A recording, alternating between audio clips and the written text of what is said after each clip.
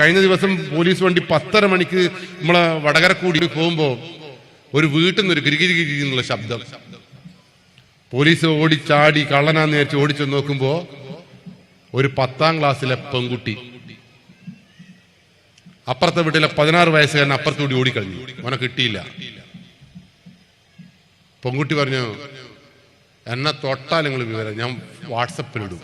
പോലീസോട് പറയാ 15 വയസ്സുള്ള കുട്ടി വാട്സപ്പിൽ ലൈവ് ഇടുന്നു. ലൈവ് ഇട്ടോന്ന് പറഞ്ഞു, പിടിച്ചു കൂട്ടിക്കൊണ്ടുവന്നു. പോന്ന പോക്കിൽ ഈ കുട്ടിയോട് കുറെ കാര്യങ്ങൾ ചോദിച്ചപ്പോ 7ാം ക്ലാസ് മുതൽ ഈ പെൺകുട്ടി ഈ ആളൊഴിഞ്ഞ അപ്പുറത്തെ പണി പൂർത്തിയാവാത്ത വീട്ടിൽ ഈ പയ്യന്റെ കൂടെ വരുന്നുണ്ട് പോലും. ബാപ്പ ഗൾഫിലാണ്, അച്ഛൻ ഗൾഫിലാണ്.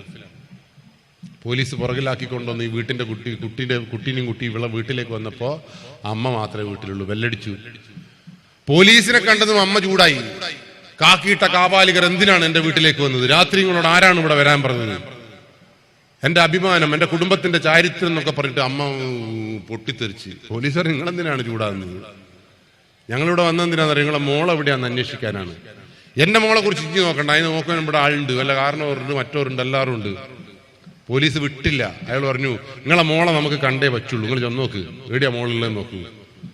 മോള് 10 മണിക്ക് ബെഡ്റൂമിൽ കയറി കിടന്നുറങ്ങുന്ന എന്റെ മോളെ കുറിച്ച് വീണ്ടും നിങ്ങൾ എന്തിനാ ചോദിക്കുന്നതെന്ന് ചോദിച്ചപ്പോ ചെന്ന് നോക്കൂ പെണ്ണുങ്ങളെ എന്ന് പറഞ്ഞപ്പോ ഇവർ ഓടി ചെന്ന് നോക്കുമ്പോ ഓടി തിരിച്ചു വന്നപ്പോ പറഞ്ഞു, എന്റെ മോളെ കുറിച്ച് അനാവശ്യം പറഞ്ഞു, ഓളവിടെ കിടന്നുറങ്ങുന്നുണ്ട്, റൂമിൽ കിടന്നുറങ്ങുന്നുണ്ട് എന്ന് പറഞ്ഞു. സാറ് പുറകിൽ നിന്ന് ഈ പെൺകുട്ടി ഇങ്ങോട്ടേക്ക് ആക്കി ചോദിച്ചു, ഇതാണോ നിങ്ങളെ മോള്?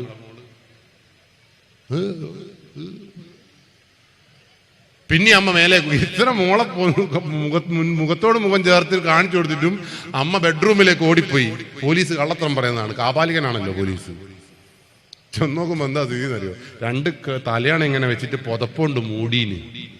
ഇങ്ങനെ നോക്കുമ്പോ ശരിക്കുള്ളൊരു പെണ്ണ് കിടന്ന പോലെ ഉണ്ട്. എവിടെയാ പോയെന്ന് ചോദിച്ചപ്പോ അമ്മ പറഞ്ഞു, അതാണ് ഈ അമ്മമാരുടെ പ്രത്യേകത. ഇന്നെ എങ്ങനെ പോറ്റിയതാ പോറ്റിയതാന്ന് വെച്ചാൽ ഞാൻ ചോദിച്ചു, എങ്ങനെ പോറ്റിയതാ? അങ്ങനെ പോറ്റിയോണ്ടാണല്ലോ ഇങ്ങനെ ആയത്. ഇന്നെ കൊണ്ട് എന്തെങ്കിലും പണി ഞാൻ ഇതുവരെ എടുപ്പിച്ചിനോ? അത് തന്നെയാണ് വിഷയവും.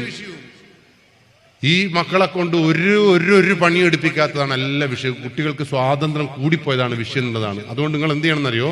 ഇന്ന് മുതൽ മക്കൾ പഠിക്കണ്ട, A+ വേണ്ട. നമ്മളെ മക്കൾക്ക് കിട്ടുന്നുണ്ട്. ബോധവൽക്കരണം നാട്ടിന് അത്യാവശ്യമാണ്.